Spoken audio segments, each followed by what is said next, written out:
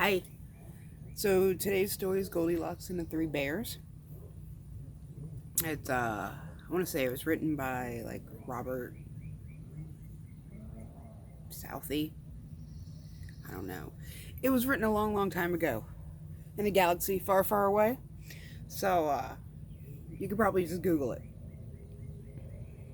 Although if you're here, you've given up on that. So there's this little girl, and she, I don't know, goes walking in the woods. I'm not exactly sure where her parents are. I feel like she was a rich kid because she's got like a really nice dress on, her hair and all these little ringlet curls. And while that's not necessarily something that comes with wealth, I feel like, when I was a little kid and we were poor, like nobody was dressing me nice, put my hair in ringlets unless it was Easter. Um, and even still. So there's this like little kid, way too like overdressed to be in the woods, and she wanders off. And she starts getting tired, cold, I don't know, and she stumbles upon this house, right? Well, what she didn't know is that three bears lived in that house, and they had just been minding their own business. I mean, like, living a pretty good bear life. They had a house and stuff. They had made porridge. They were going to sit down for dinner, and their porridge was too hot. So,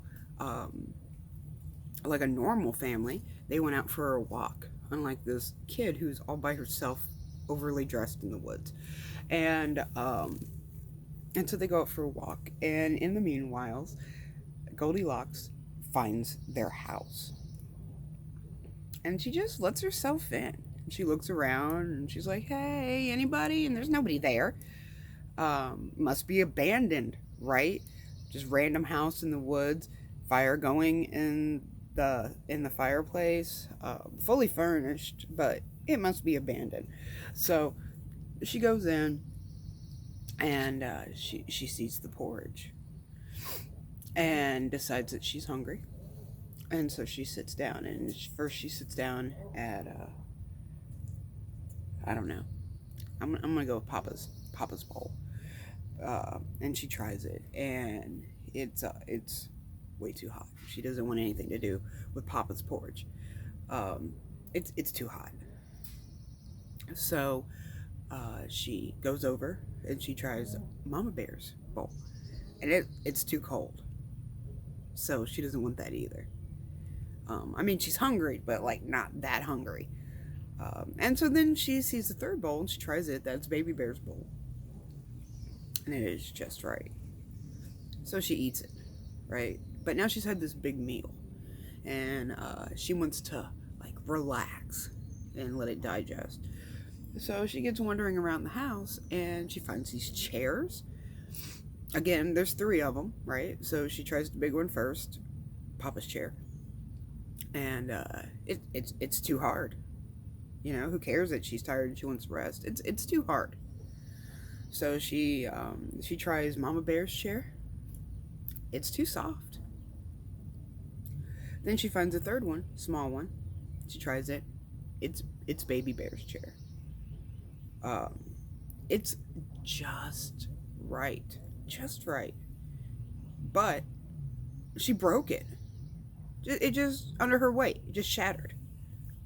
So, um, any normal person, well, I mean, I guess under any other circumstances, nobody else would have gone in that house. I don't just randomly go into houses, I find places. Maybe you do. I don't know. But she decides, oh, well, this sucks. So she goes upstairs, and she sees three beds. Box turtle. But now she's sleepy. So she's like, yeah, no, this is where I need to be. So, again, there's three beds, and she tries the big one. Why wouldn't she, right? Little princess, go for the big bed. But it's too hard, just like the chair. And so she tries the next biggest bed, and that's Mama Bear's bed, right? And it's too soft. Must suck. I'm guessing tiny little Goldilocks had back problems. And then she finds Baby Bear's bed, and it's just right. So she lays down, and she falls asleep. Okay? So here's this chick just napping in a strange house. Doesn't know who owns it. Turns out it's owned by bears. And so she she's taking this nap, and the bears come home. Of course they do. It's their house. And they come in and they go to eat their porridge, right? Because they're waiting for it to cool down. And they notice that things are weird. And Papa says, I think someone's been eating my porridge. Mom said, yeah, it looks like someone ate mine too. Baby Bear's like, yeah, definitely, because mine's all gone. All gone. Okay? Like that, well, that's weird. You know, don't have any pets as far as I know. I've never encountered pets in this story. So they're like, okay, well, like maybe we should investigate. And they go looking around the house, and they find their chairs, right? And Papa Bear's like, whoa, what's going on? It looks like someone's been sitting in my chair. And Mama Bear's like, yeah, my chair too, right? And Baby Bear, although I feel like they could have seen it, and I don't know, doesn't matter. So Baby Bear sees his chair, and he's like, yeah, somebody sat in my chair, and it is broken. They're like, well, this isn't right. Let's search the house. Legitimate concern, I feel.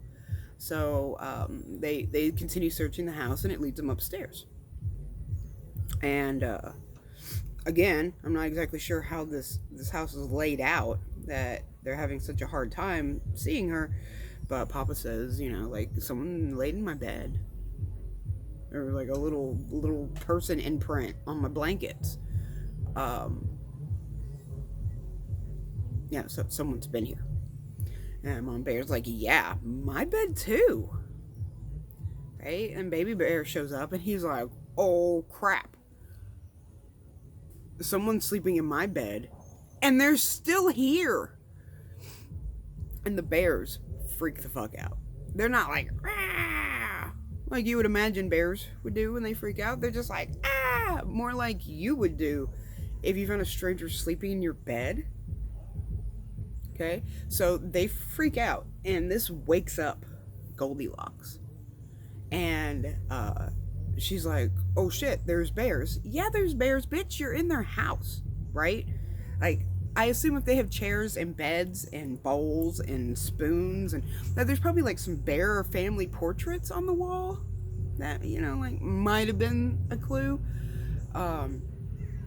So this little entitled chick, she freaks out and starts screaming about bears and running out of the house, right? She takes off. Now I can only imagine she runs back to her family, and she's like, these bears tried to kill me. Bears did not try to kill her. Bears were freaked out she was there, right? And then the poor bears, she just left. They don't know who this broad is. They don't know what's been going on. Maybe she used their toothbrushes, right? Like, they didn't cover that in the story, but she's touching everything else. And that's it. That's the end of the story. There's not a moral attached to it, like fables, They're not like, oh, moral of the story is don't go in and use other people's shit. None of that. It's just like, oh yeah, this bitch broke into a bear house, used all their shit, broke their shit, and then left. And we're supposed to feel bad for Goldilocks? Because she was startled by some bears while she was invading their home?